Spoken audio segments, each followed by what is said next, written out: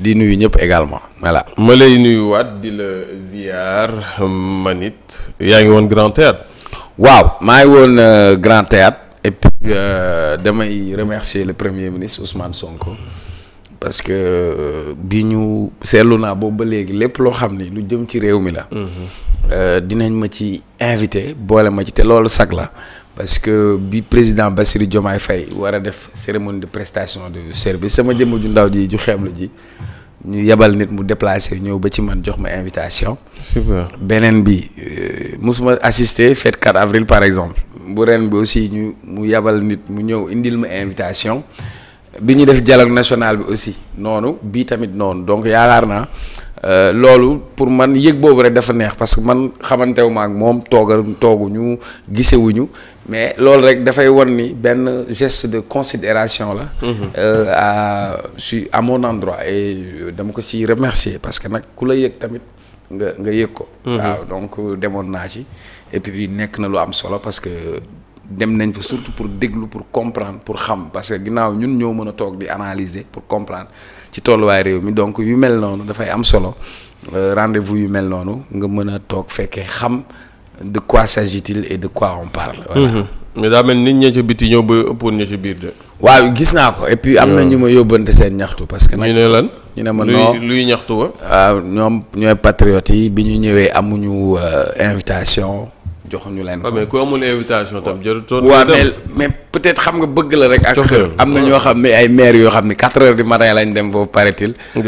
mais ñoom lu ñu mer bi Sonko génnee saafante ak ñoom neex na leen mais xam nga tey défi organisationnel la quoi parce que am na yoo xamante ni am na ñoo xam ni ci lañ leen invité comme ay entrepreneur comme ñi nga xamante ni nekk nañ ci ay yenn service parce que Sénégal yëpp xajul foofu. donc loolu la rek quoi. voilà loolu la rek. mais man maa def exprès nag pour féliciter remercier Sonko parce que nag bokk naa ci réew mi am na taxawaay boo xam ne am naa ko ci réew mi. mu tuuti wala dara parce que même avec le recul bi wax jotee toog nañ wax bi conscientiser Sénégalais yi jotee def nañ ko bi sunu réew nekkee ci yenn jafe-jafe yi on a pris des risques pour dénoncer on a donné notre voix pour que. Une transformation pour un autre Sénégal et je crois que on l'a pas fait pour Sonko pour Samba ou pour Demba on l'a fait pour notre pays on l'a fait pour le Sénégal et je considère que loolu rek man sac la ci man daal et puis bu yemoon foofu sax neex na parce que nous on demande rien. mais est-ce que li taxoon ngay xeex gis nga ko tey. waaw mais xam nga. wala li taxoon ngay jël position wala. oui mais xam nga d'habitude. Chroniqueur c'est analyser chroniqueur c'est donner son point de vue mais xam nga nit ku nekk dafa am lu la façonné. parce que peut-être environnement bi nga yaroo daf lay marqué parce que moi j'ai grandi en banlieue ça n'a pas été évident pour ñun ngay gis li ñuy wax injustice sociale en fait c'est-à-dire ñi nga xam ne benn tubéy lañ doon am di ko fóot ci guddi pour xëy dem jàng lycée Limamoulaye pour dire que personne ne sera meilleur que nous à l'école ñi nga xam ne dem université taqale paas. parfois bu ñu ndekkee université añ duñu passe pour dem ñibbi forme d'injustice sociale boobu lañ doon gis muy am nous on se bat idéal boobu du jeex parce que ci lépp looy def chaque jour di nga am loo xam ne war nañ ko ci yokk ba tey dañu jàpp ni dafa am benn système boo xam ne moom mës a nekk et moi je disais toujours système boobu daf ñu naj système boobu permettrul épanouissement du Sénégalais système boobu ne prenait pas en compte les réalités des Sénégalais.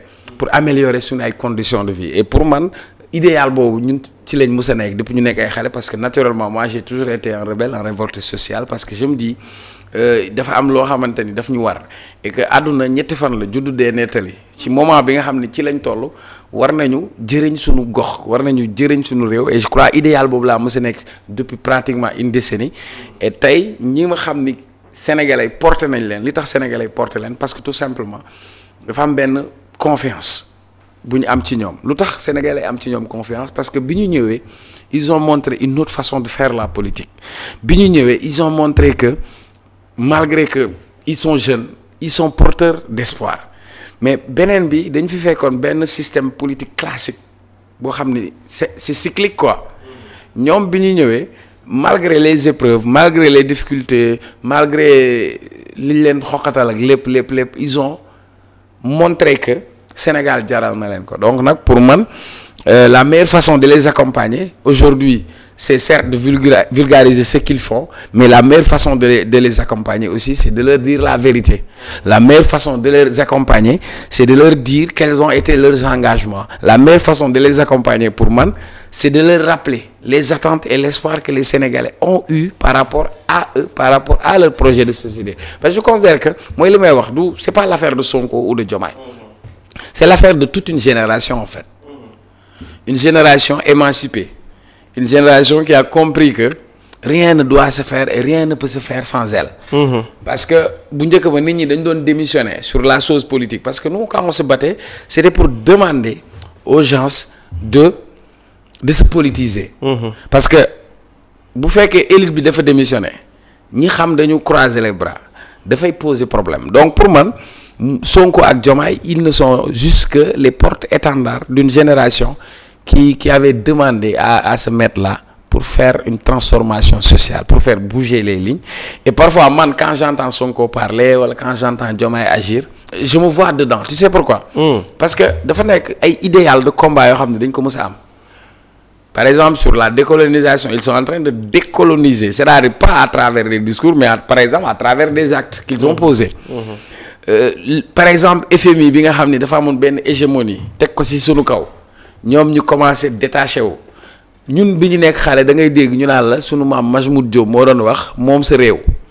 ñoom nga gis ñu am taxawaay boobu donc moi je garde un bon espoir. donc parce que yàpp naa ni yaakaar yu toll noonu yàlla du ko tas et puis yàlla sunu borom bu la joxee yéen dafa lay jox teeñ bi nga xam ni moo lay dimbali nga mbir ko tee et ñoom ku xool seen palin boo ko xoolee rek nga xam ni mbiru yàlla mu ngi ci. li tax moo xam mbiru yàlla mu ngi ci. Je te dis quelqu'un boo xam ni tëj nañ ko kaso. kenn séentuwu ko kenn sooraalewu ko kenn gis ko muy ñëw. ñi ko ëppoon doole ñu ngi fi ñi ko ëpp xam-xam ñu ngi fi ñi ko ëpp koom-koom ñu ngi fi. ñu ko gën a yàgg ci langue gi mu ngi fi mais terewul xoola même campagne dañ na ko doo fi waxee ci télé bi. mu génn bi muy doog a génn bi mu waxee sax ñu ne non kii est-ce que mën na ko wala motu ko mais tey de plus en plus ngay gis muy am taxawaay bi. parce que nguur yàlla moo koy joxe et moi j'ai l'habitude de dire parfois dañuy fàtte yàlla suñu borom. gis nga boo seetloo boo demee ci alxuraan yonent bi. yàlla suñu borom daf ne ko alxuraan daf ko indi misaal bi ci nekk pour indil ko ay histoire moom yoo xam ne fekkeewu ko. exemple yonent yàlla Yuusufa. moonte de dañ ko defal pexe. ngir boom ko ngir faat ko jël ko ay doom baayam parce que moom moo nekkoon étoile bi doon briller ñu ne nañ ko rey kenn ci ñoom ne nañ ko dugal ci teen bi ndax bu ñu ko yóbbee ci teen bi caravanier yi mooy ñi nga xam ni ñooy jënd jaam ñooy jàpp jaam bu ñu ñëwee dinañ ko fekk ñi ñëw fekk ko ci teen bi def ko jaam yóbbu Égypte bi ñu yóbboo Égypte mu nekk ci ëttu nguur nekk l'homme en pensée nekk boroom xam-xam ñu sosal ko jiin ko viol walla jël nañ ko sax ba tëj ko ci kaso bi waaye foofu la yàlla yëkkatee martabaam histoire boobu ban exemple la jox ban la Sonko ils ont voulu le tuer gasal nañ ko kàmb jàpp nañ ni suul nañ ko xamuñ ni foofu ñu ko doon dugal ci kàmb bi fa la ko yàlla doon waajalee di ko defar beneen exemple bi mu lay jox yonent yàlla Musaa ak Firawuna Firawuna ñëw na nee nañ ko kii jël sa nguur xale bu góor bi ci at bi lay judd mu ne nañ tër liir yëpp rey waaye xamul ni moom ci biir ëttam la yar ki koy wutu Diomaye fu ñu ko yore ci biir administration sénégalaise Macky su xamoon ni ki koy remplacer ci biir administration bi la nekk ab agent administration donc parfois yàlla day joxe ay misaal ak ay tegtal moo tax jàpp naa ni bu fekkee daal ci mbëbët bi ñu am ñun ñëpp am nañ yéene man muy opposition muy pouvoir muy mécanicien muy maçon muy chauffeur. ku nekk saa yoo xëy war nga xool lan nga mën a apporter sa réew.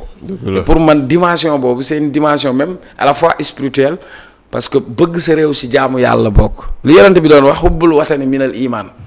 donc c'est important que Vito tey da nga dudd. di nga am foo jaar. di nga fi jóge mais qu'est-ce que tu vas laisser pour les futures générations et je crois que nous notre idéal de combat c'est quel Sénégal nous on va laisser aux générations futures waruñu nangu Serigne Touba waruñu nangu mu gën ñoo garee vitro. Cheikh Ahmadou Bamba en termes d'engagement moi je l'adore billaay wallaay. waxuma Cheikh Ahmadou Bamba ci ay tabax juma wala ay xasida yi déedéet. pourtant am na fu mu toll foo xam ni jàng na xam na ni ñuy jaamoo yàlla. bu ko neexoon day lal si jaadaam yam ci njabootam defu ko de. 27 ans de privation de liberté pour lan amul noflaay yóbbu ko si forêt équatoriale. résidence surveillée yóbbu Mauritanie xoqatal nañ poson nañ jéem nañu boom mu jàpp ca fa mu jàpp la moo tax mu aboutir parce que dafa amoon ngëm-ngëm ba pare. mais ngëm-ngëm bi dafa lalu ci idéologie. moonte tey neewu fi bi muy dem Touba wéetoon na lool kenn du fa dem de. mais tey autoroute bi ilaa Touba nga tàllal dem. donc ça veut dire que kon Cheikh Ahmadou Bamba la mu doon xeex du pour moom. mais pour ñiy ñëw ëllëg. kon ñun dañu war a xeex pour ñiy ñëw ëllëg. moi je pense que coono yi ma daj ci suma life man war naa fight ba suma doom du ko daj. et je crois que on mérite un autre Sénégal et pour man cet idéal de combat ne me quittera jamais. parce que pour man loolu la quoi saa ñu xëyee war nañ xool ñu loolu lañ mën def pour apporter un plus à notre nation. voilà loolu moo nekkoon daaj bi. moo nekk daaju waxtaan. maa ko daaj. waaw da ngaa dégg. yow maa ko daaj ji noo def. waaw alhamdulilah. daa ngi si jàmm alhamdulilah dem nga tey déglu nga PM discours il a